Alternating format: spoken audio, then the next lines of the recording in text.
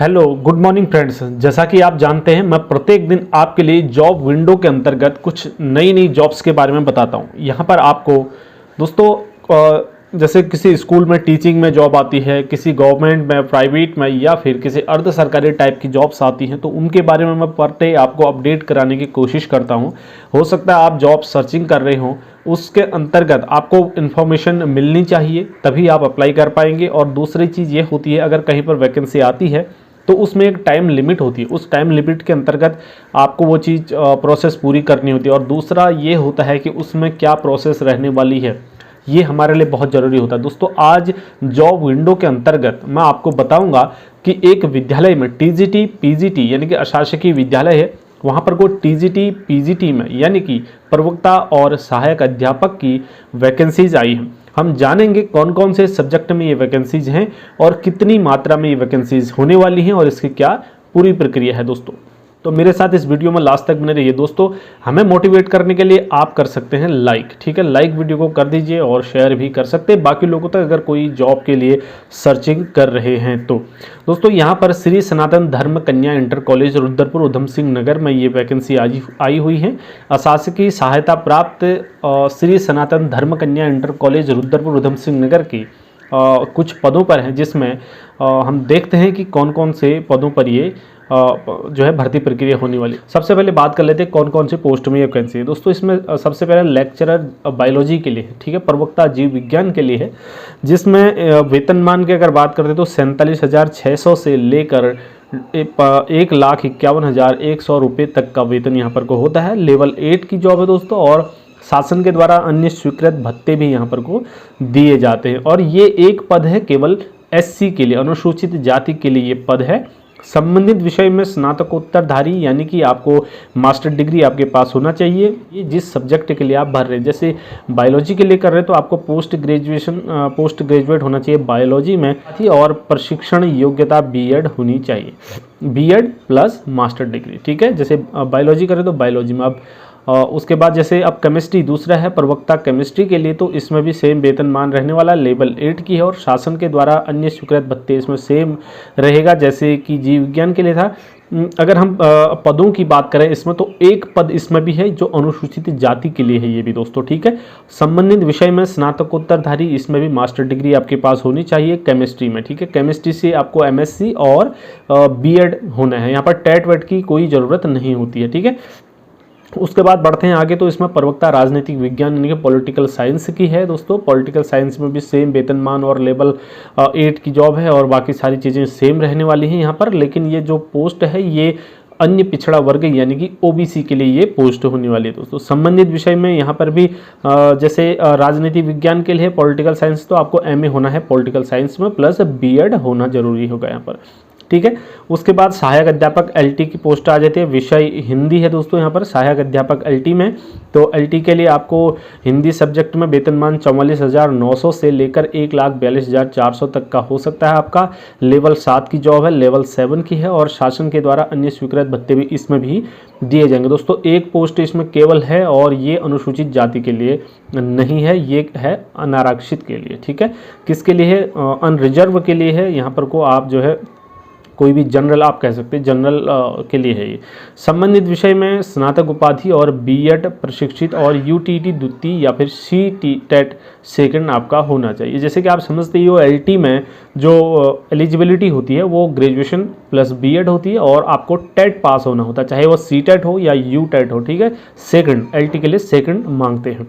उसके बाद इसमें अगला है दोस्तों संस्कृत के लिए है, LT में ही संस्कृत विषय के लिए है। इसमें भी सेम लेवल 7 की जॉब है, और एक पोस्ट है, लेकिन ये SC के लिए, अनुसूचित जाति के लिए है।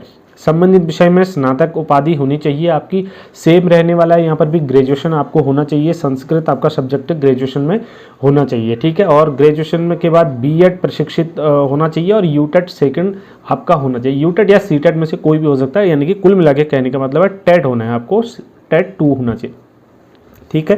तो अगला है दोस्तों यहाँ पर सहायक अध्यापक प्राइमरी। तो प्राइमरी के लिए भी यहाँ पर कुछ देखने को मिल रही है, जो कि 1 से 5 होती है। लेवल 6 की जॉब है, इसमें 35,400 से लेके 1,12,400 तक की इसमें आपका वेतन भत्ता वगैरह आ सकता है।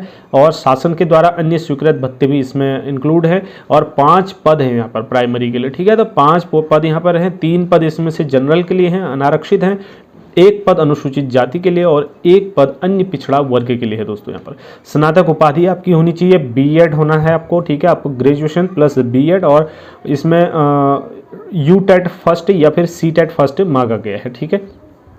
ये तो हो गई बात इसकी। अब बात करते हैं हम इसके क्या क्या नियम रहने वाले हैं, ठीक है। इन नियमों के ऊपर बात करते हैं दोस्तों। तो दोस्तों अगर हम बात करें इसके नियम और शर्तों की, तो इसमें क्या क्या नियम रहने वाले हैं, क्या क्या शर्तें होंगी, आप किस तरीके से यहाँ पर अप्लाई कर सकते हैं और कैसे आपको इसके फॉर्म प्राप्त होंगे, इसकी पूरी प्रक्रिया थोड़ा सा हम समझ लेते हैं, ठीक है।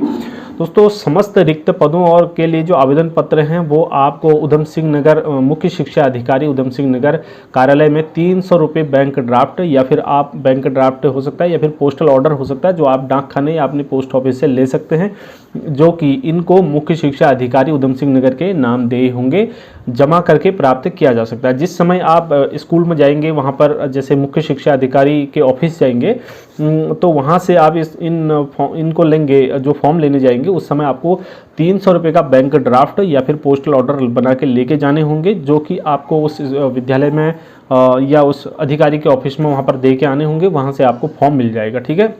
तो दोस्तों विज्ञापन प्रकाशन के 21 दिनों के भीतर आवेदन पत्र पंजीकृत डाक से समस्त शैक्षिक प्रशिक्षण और अन्य सभी अंक के प्रमाण पत्र को स्वप्रमाणित करके मुख्य शिक्षा अधिकारी उधम सिंह नगर को प्रेषित किए जाएंगे, ठीक है। आवेदन की आयु विज्ञापन तिथि को न्यूनतम 21 वर्ष और अधिकतम 42 वर्ष होनी चाहिए। आरक्षित श्रेणी से संबंधित अभ्यर्थियों को नियम के अनुसार जितनी छूट दी जाएगी। और नंबर 2 इसमें दूसरा नियम दिया गया, भारत में विधि द्वारा स्थापित किसी विश्वविद्यालय से स्नातक या फिर स्नातकोत्तर उपाधि ग्रेजुएशन या फिर पोस्ट ग्रेजुएशन उपाधि के साथ बीएड आवश्यक होगा यहाँ पर को।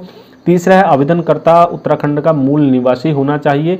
बार बार कमेंट्स आते हैं कि क्या अदर स्टेट वाले भी इसको भर सकते हैं, तो दोस्तों यहाँ पर ये मेन चीज़ है कि उत्तराखंड के मूल निवासी होने चाहिए, ठीक है। और विज्ञप्ति प्रकाशित होने की तिथि से पहले उत्तराखंड राज्य के किसी भी सेवायोजन कार्यालय में आवेदनकर्ता का नाम पंजीकृत या फिर नवीनीकृत होना चाहिए। अगर रिन्यूअल नहीं किया आपने तो उसको रिन्यूअल भी कर लेना आप, ठीक है। विज्ञापन प्रकाशित होने से पहले ही होता है। मैं आपको एक सलाह देता हूं, अगर आपका पंजीकरण अगर निरस्त हो चुका है, एक्सपायर हो चुका है, तो उसको दोबारा से रिन्यूअल कर लीजिए, क्योंकि ये ऐसी चीज़ें होती हैं जो कभी भी इनकी ज़रूरत पड़ सकती है, ठीक है। क्यों हम अपनी तरफ से मिस्टेक करें, एक तो वैसे ही पोस्ट नहीं आती है, तो हमारे तरफ से मिस्टेक नहीं होनी चाहिए। दोस्तों जो आवेदन पत्र का लिफाफा होगा ना, उसमें बाईं ओर आपको पदनाम लिखना है। जैसे आप प्राइमरी के लिए कर रहे हैं या सहायक अध्यापक एलटी के लिए कर रहे हैं या प्रवक्ता के लिए आप अप्लाई कर रहे हैं, तो जिस चीज़ के लिए भी आप अप्लाई कर रहे हैं उसका नाम आपको पदनाम लिखना है लिफाफे के लेफ्ट साइड में, और अपने दाईं तरफ को लिखना है विद्यालय का नाम को। जिस विद्यालय में ये पोस्ट आई हुई है उसका नाम श्री सनातन धर्म कन्या इंटर कॉलेज रुद्रपुर उधम सिंह नगर, ये आपको लिफाफे के दाईं साइड में लिखना है, ठीक है। इस तरीके से आप लिफाफा तैयार करेंगे और उसको भेज देंगे। इनका अंकन न होने पर और अपूर्ण और त्रुटिपूर्ण आवेदन अगर उनको प्राप्त होता है तो इसको पूर्णतः स्वीकार मान लिया जाएगा। दोस्तों विज्ञप्ति निरस्त करने का अधिकार मुख्य शिक्षा अधिकारी उधम सिंह नगर के पास सुरक्षित है। विज्ञप्ति अभी तो आई हुई है, अगर इसको चाहें तो वो निरस्त भी कर सकते हैं। इन्होंने साफ साफ लिखा है पर मुख्य शिक्षा अधिकारी उधम सिंह नगर के पास ये अधिकार है कि वो इस विज्ञप्ति को निरस्त भी कर सकते हैं। जैसे कि आपने देखा होगा कि इससे पहले भी शासकीय विद्यालय में कई जगह पर आपने अप्लाई किया था, फॉर्म भरे थे, लेकिन उसका कुछ नहीं हो पाया, विज्ञप्ति निरस्त हो चुकी है, ठीक है।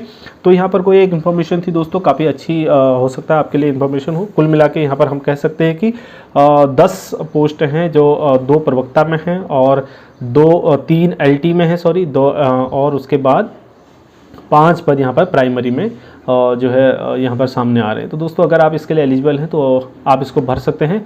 अगर आपको फिर भी कोई चीज़ समझ में नहीं आई तो आप बता सकते हैं, मैं उसका आपको जो है बता दूंगा सही से कमेंट में, और ये भी मैं आपको पूरा टेलीग्राम पे डाल दूंगा। इस वीडियो में इतना ही है, मिलते हैं अगले वीडियो में, तब तक के लिए ढेर सारी शुभकामनाएं दोस्तों।